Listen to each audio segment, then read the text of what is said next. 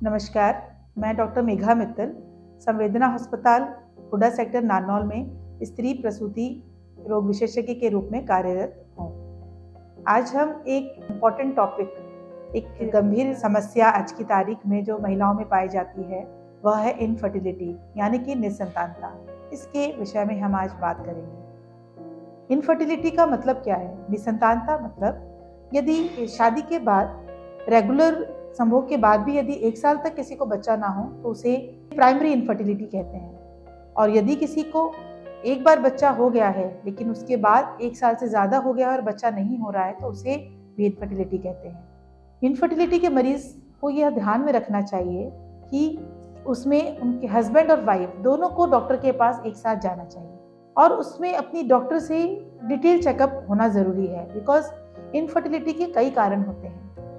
यदि किसी को बच्चा लगने का जो एक प्रोसेस होता है उसमें हमें जो चेकअप कराना है उसमें हमें ये जानना ज़रूरी है कि क्या महिला में बच्चेदानी ठीक है, क्या अंडाशय में अंडे ठीक से बन रहे हैं, क्या दोनों नले या फलोपियन ट्यूब खुली हुई हैं कि नहीं, या पेट में कहीं बच्चेदानी ट्यूब अंडाशय आपस में चिपके हुए तो नहीं है। यह जानना ज़रूरी है।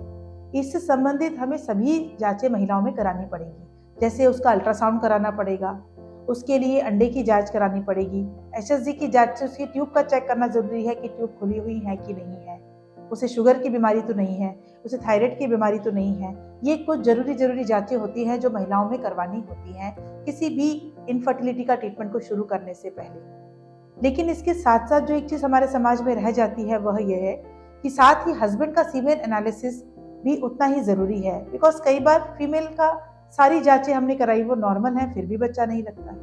तो एक पक्ष आता है कि कहीं हस्बैंड के सीमेन में शुक्राणु की कमी या क्वालिटी टू द मार्क है कि नहीं। यह सारी जांचें होने के बाद ही हमें किसी ट्रीटमेंट में आगे बढ़ना चाहिए। इसलिए मैं आपको यह आग्रह करती हूँ कि जो भी महिलाएं इनफर्टिलिटी से परेशान हैं तो वह अपना ट्रीटमेंट के लिए अपने नज़दीकी गायनेकोलॉजिस्ट के पास जाएं।